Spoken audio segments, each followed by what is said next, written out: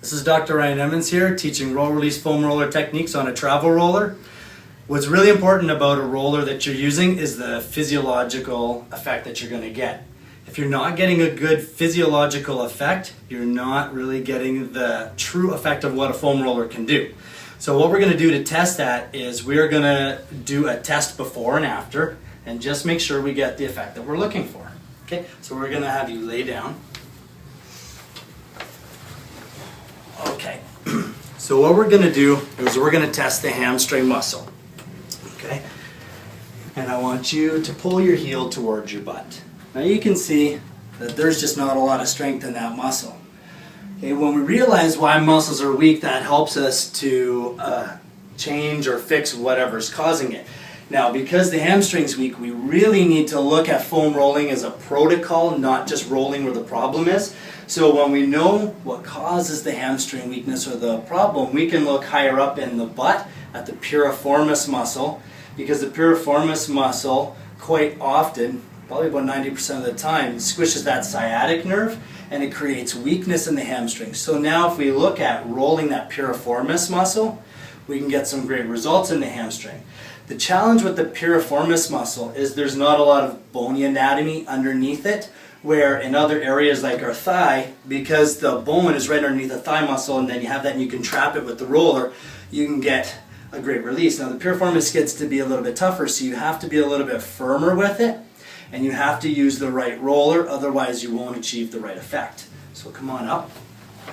So if we look at a traditional roller that often is a little bit soft, you can roll that piriformis muscle.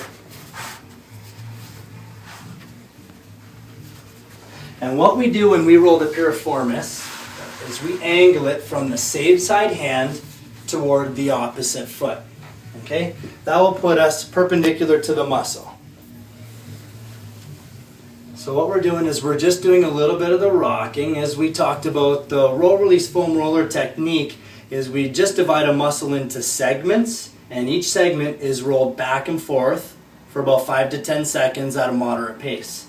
And what that does is that allows us to isolate pieces on the muscle so that you can get deep into that tissue, manipulate those little sensors or proprioceptors that are in the muscle.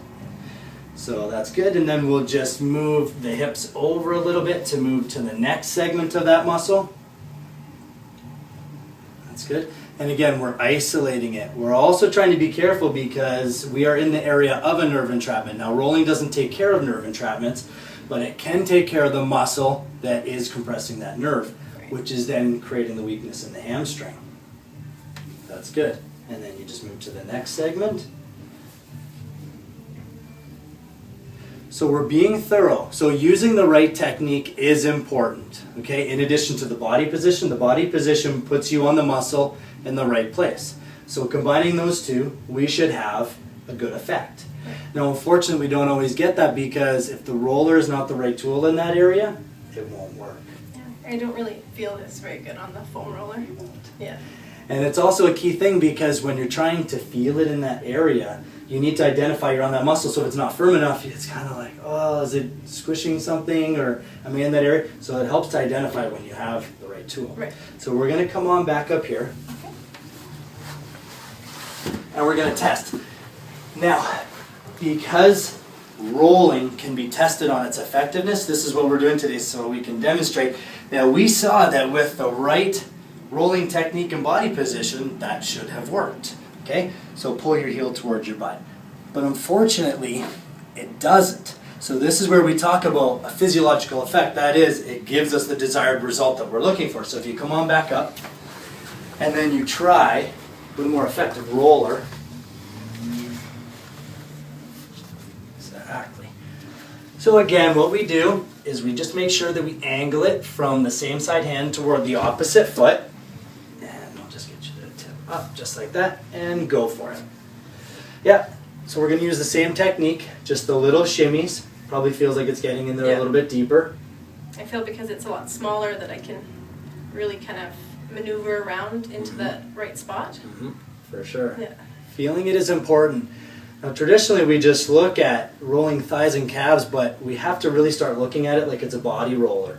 You can roll all major muscles in the body, But as we get into things like the piriformis, it's more intricate. So you have to identify where you're rolling. Yeah. Because if you're actually not on it, you won't do anything. It won't change the tissue texture, right? The muscle won't loosen up, and it won't change the strength in the hamstring. Yeah. And when we have a lot of hamstring tightness and we're trying to loosen off the hamstring, but there's that weakness, it just doesn't work. Right.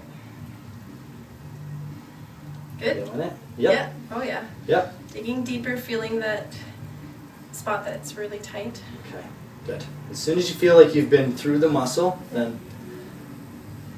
Now the key spot to hit in the piriformis is the spot closer to the midline. It's just because that's where it's going to be tighter. Right. And that's also where the nerve is in that location. So, you know, the goal is not to be overly aggressive, but to be aggressive enough just because you have to be firm enough to loosen it off.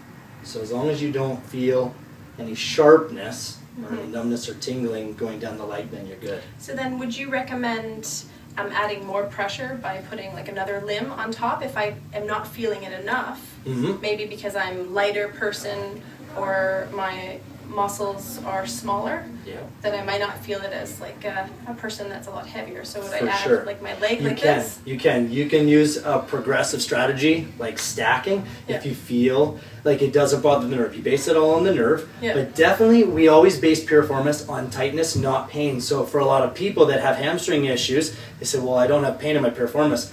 But we don't base it on that, and it's tightness. So when you base it on tightness, you have to make sure that you are working out that tightness. Right. Because just being gentle on it, for sure. So having the right roller is the first thing, because what happens is you could do all the stacking and all these things on a softer roller, but truly it just never gives you You're that effect. wasting your time too, Exactly. right? So by being on a roller and just using proper technique and body position, for most people it can be good, and if not, for people like yourself where it's just really tight, adding a limb on top and stacking will definitely help. Yeah. Especially when you're progressing and you're adapting to the results that you're getting on and you're progressing along, it will help a lot. Awesome. Okay, let's hop up to the table.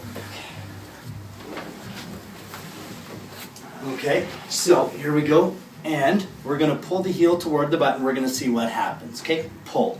Pull hard. Now, I'm trying, and you can see it didn't budge.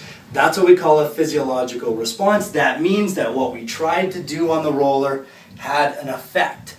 And we also learned that if we can roll other muscles around the area, it can go a long way. So that's why we look at it as a body roller.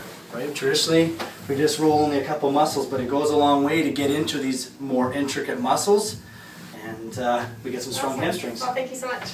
Sweet.